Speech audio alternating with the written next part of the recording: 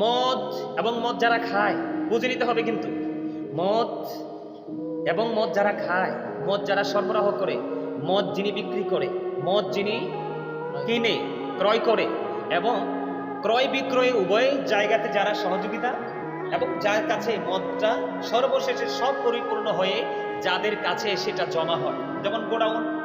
ওই যে আমি আগেই বলেছিলাম আগের আলোচনাতে যে অপরাধ করার পরে যদি কেউ প্রশ্রয় পাওয়ার সম্ভাবনা না থাকে তাহলে কিন্তু অপরাধ কেউ করবে না। আমাদের দেশে এমন বড় বড় অপরাধী আছে না, তার বড় যারা আছে তারা নিশ্চয়ই তাকে তার ছত্র ছায়ে রেখেছে, তাকে অপরাধ করার জন্য সহযোগিতা করেছে মাত্র কয়টা টাকার জন্য, একটু সুবিধার জন্য। আমি যারা সুবিধাভোগী তাদেরকে একটু বলতে চাই, আল্লাহ রাব্বুল আলামিন পবিত্র কালামে হাকিম একবার স্পষ্ট করে বলে দিয়েছেন সূরা আল ইমরান 185 নম্বর আয়াতের শেষ অংশে আল্লাহ বলেছেন, অমাল হায়াতুদ দুনিয়া ইল্লা মাতাউল গুরুর। এই পৃথিবীর জীবন, এই দুনিয়ার জীবন একটা ধোঁকা ছাড়ার কিছুই নয়।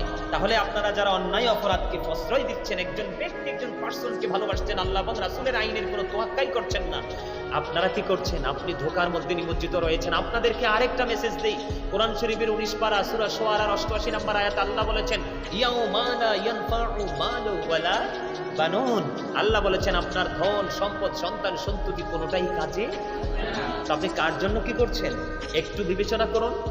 তো যেটা আমি বলতে চেয়েছি, আব্দুল্লাহ ইবনে ওমর রাদিয়াল্লাহু তাআলা থেকে হাদিসটা বর্ণিত, আমি পুনরায় আবার আপনাদের সামনে তুলে ধরছি, একটু কেয়ার, আমার সময় খুবই অল্প, আলোচনাটা শেষ করতে হবে।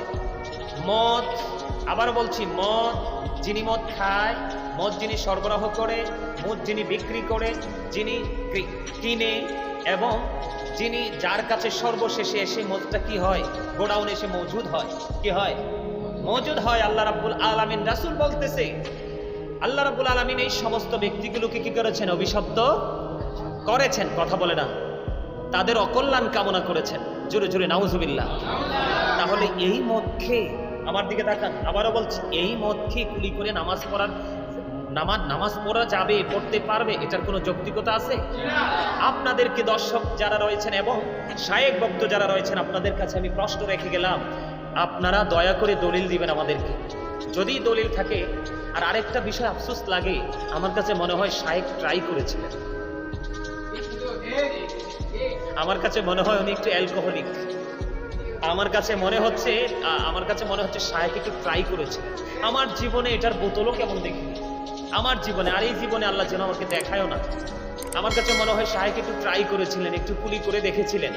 না হয় তিনি কোরআন এবং হাদিসের এত শক্ত অবস্থান থাকার পরে, আল্লাহ এবং আল্লাহর হাবিবের এত চমৎকার মানে আমাদেরকে ইনস্ট্রাকশন থাকার পরে, সাজেশন থাকার পরে উনি এটাকে কিভাবে ওভারটেক করে, আমার মনে হয় তিনি একটু ট্রাই করেছিলেন।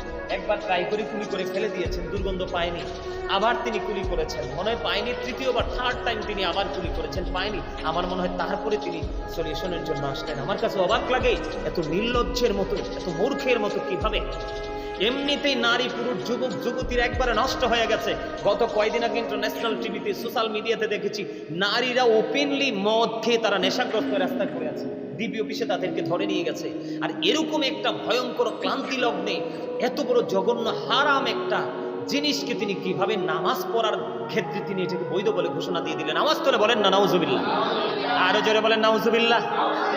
এবার আসেন, আমি আরেকটা হাদিস তুলে ধরবো। হযরতে আবু হুরায়রা রাদিয়াল্লাহু তাআলা আনহু থেকে হাদিসখানা বর্ণিত, আমার রাসূল বলেছেন, যারা ব্যভিচার করে, কি করে? যারা ব্যভিচার করে এবং মদ পান করে। ব্যভিচারের কথাটা আগে আসছে হাদিস শরীফের মধ্যে। ব্যভিচার তো বুঝেনি, অবৈধ সম্পর্ক, ব্যভিচার, জিনা, এগুলো নোংরামির সাথে যারা নারী পুরুষ যুক্ত, যারা ব্যভিচার করে এবং মদ পান করে। এদিকে তাকান, অত্যন্ত গুরুত্বপূর্ণ বিষয় আপনাদেরকে বলছি, সাবধান থাকতে হবে। যেই কোনো শায়েখের কথা শোনা, বিশ্বাস করা যাবে না। আল্লাহ রাসূল বলে দিয়েছেন, যিনি ব্যভিচার করে এবং মদ পান করে, আল্লাহর হাবিব বলেছেন, তার বডি থেকে মাথা দিয়ে একজন মানুষ যেভাবে তার জামা খুলে ফেলে, যেমন এক্সাম্পল যদি বলি, যেমন শান্তর পরনে একটা গেঞ্জি আছে, এখন কি আছে, গেঞ্জিটা যখন খুলবে সে কিন্তু মাথা দিয়েই, আমি একটা এক্সাম্পল দিচ্ছি, কি করবে? কথা বলে না, গোল গলা না গেঞ্জি, এটা কি করতে হয়?